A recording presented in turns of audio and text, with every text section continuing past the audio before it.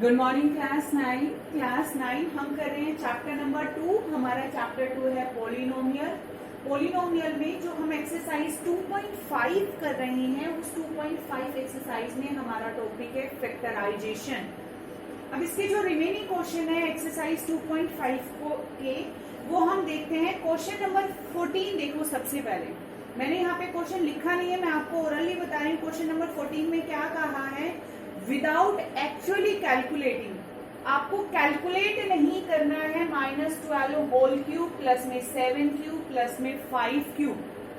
Identities को use करते हुए आपको इसकी वैल्यू फाइंड आउट करनी है।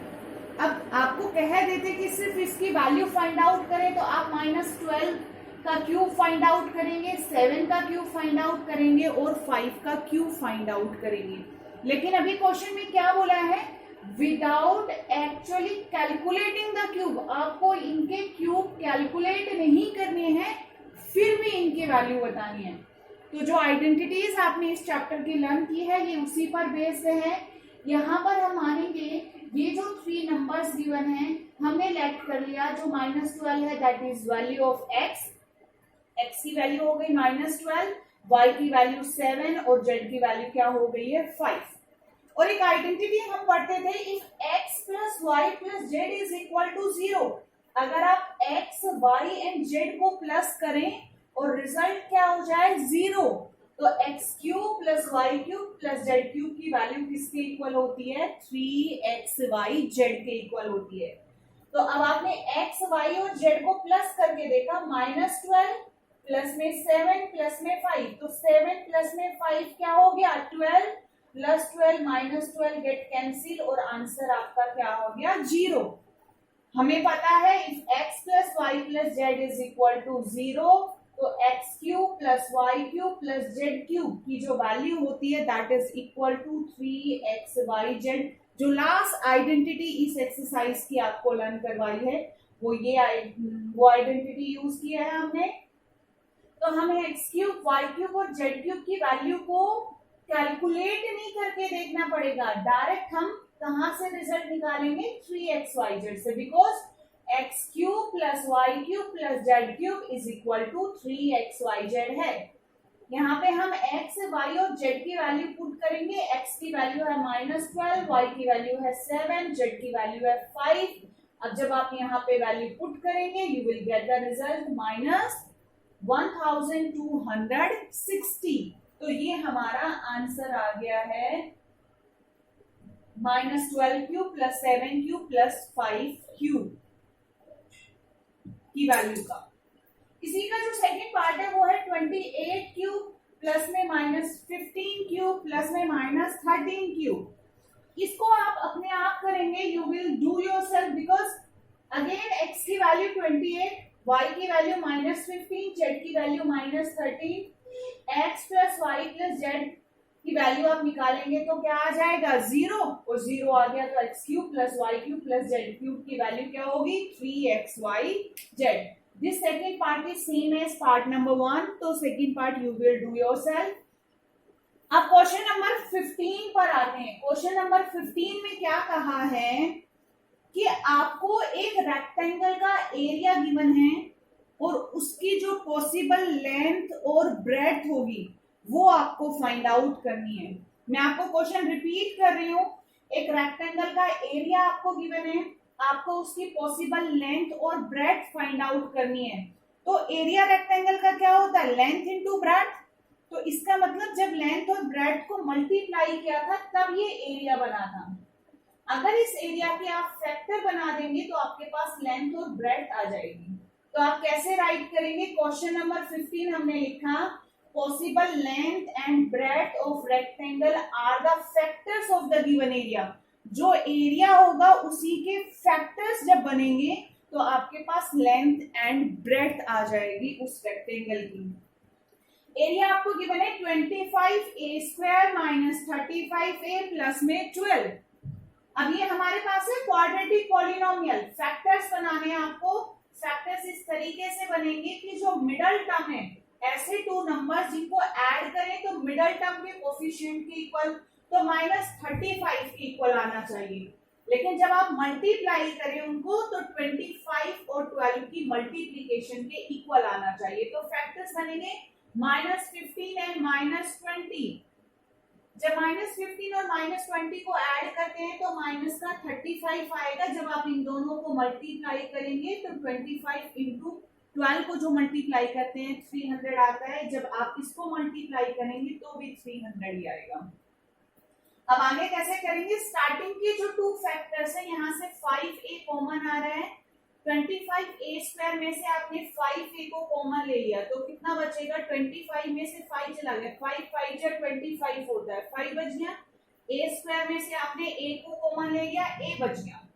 15a में से 5a को कॉमन ले लिया, a बाहर चला गया। 15 को आप लिखेंगे 5 इंटू 3, 5 को कॉमन लिया, आपके पास 3 बच गया।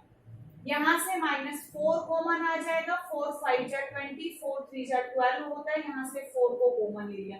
अब ये फैक्टर देखो 5a -3 यहाँ पर भी है और यहाँ पर भी है, इसको कॉमन ले लिया 5a -3 को बाहर, तो आपके पास बच जाएगा 5a -4, ये आ गया।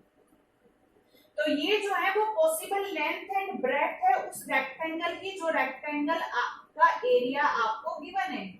लेकिन अब क्वेश्चन ये उठता है कि मैम इसमें से लेंथ कौन सी है और ब्रेड्थ कौन सी है, हम नहीं बता सकते। क्वेश्चन में भी सिर्फ ये पूछा है पॉसिबल लेंथ एंड ब्रेड्थ बताइए, ये नहीं पूछा कि इसमें से लेंथ कौन सी है ब्रेड्थ कौन सी है। बिकॉज जब तक आपके पास ए की वैल्यू नहीं होगी, आपको नहीं पता होगा what is the value of A, तो हम नहीं बता सकते इज दिस लेंथ और ये दिस इज लेंथ।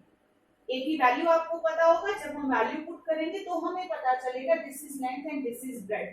तो सिर्फ आपसे पॉसिबल लेंथ एंड ब्रेड्थ पूछा है, तो आप लिखेंगे पॉसिबल लेंथ एंड ब्रेड्थ। मैंने एरो बना के इधर लिख दिया, क्यों, इधर स्पेस नहीं था, तो आप लास्ट में लिखेंगे possible length and breadth of given rectangle are 5a -3 and 5a -4 units.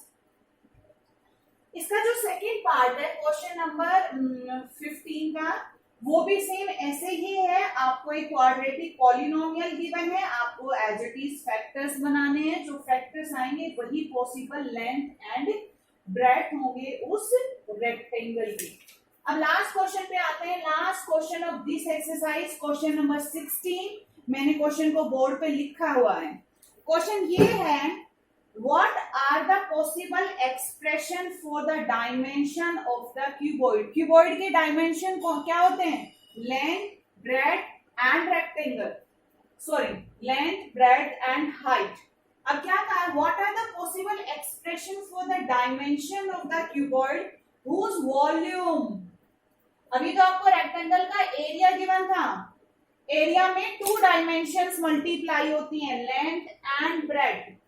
यहाँ पे आपको वॉल्यूम गिवन है, और वॉल्यूम कैसे निकालते हैं, किसी भी क्यूबॉइड की वॉल्यूम होती है length into breadth into height, 3 dimensions multiply होती है। अब आपको गिवन है वॉल्यूम, 2 पार्ट्स गिवन है इस क्वेश्चन के, और आपसे डायमेंशंस पूछी हैं। इसका मतलब है कि आपको इन क्यूबॉइड की length breadth and height find out करनी है। सबसे पहले आप लिखेंगे possible expression for dimension of cuboid are the factors of their volume। जो आपको एक्सप्रेशन चाहिए क्यूबॉइड की डायमेंशन के लिए, वो जो वॉल्यूम गिवन है उसके फैक्टर से आपके पास आएगी। कहां से आएगी, that are the factors of their volume. जो वॉल्यूम गिवन है उसके फैक्टर्स बना लीजिए। फर्स्ट पार्ट में आपको वॉल्यूम गिवन है 3x² - 12x। यहाँ से 3 एंड x कॉमन आ रहा है, मैंने कॉमन ले लिया 3 को भी और x को बाहर। 3x² में से जब आप 3x को कॉमन लेंगे, 3 बाहर चला गया, x² में से x बाहर चला गया, x बचेगा। जब 12x में से आप 3x को कॉमन ले लेंगे तो 3 4 जा 12, x तो ऑलरेडी बाहर जा चुका है, और आप 12 को लिखेंगे 3 इंटू 4, 3 बाहर चला गया, आपके पास क्या बच गया 4। तो आपके पास 3 फैक्टर्स बन गए। 3 फैक्टर्स क्या क्या है, 3 है, x है और x -4 है। तो जो पॉसिबल डायमेंशन हो जाएगी क्यूबॉइड की वो होगी 3x एंड x -4। ये ये 3 जो डायमेंशन है ये लेंथ, ब्रेड्थ एंड हाइट है उस क्यूबॉइड की, बट आप नहीं बता सकते which one is the length, which one is the breadth and which one is the height until और अनलेस आपके पास x की वैल्यू गिवन नहीं है।